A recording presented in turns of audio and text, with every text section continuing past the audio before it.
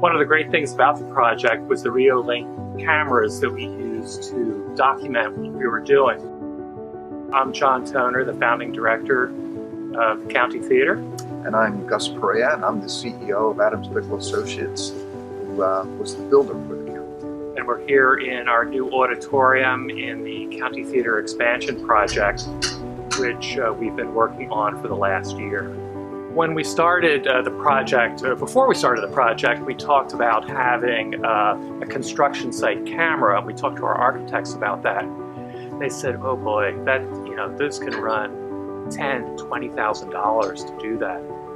And so when we found out about the Reolink, which was substantially less expensive than that, very affordable, and we were delighted, and it gave us a really high quality image of what was going on. Yeah, and it's something that we will now look at on a regular basis on most of our projects to document the progress of the jobs. So we set one up across the street from the project and one internal to the project, and it allowed us to see things as they were going on in real time, and more importantly, allowed our members and patrons to see what was going on in real time.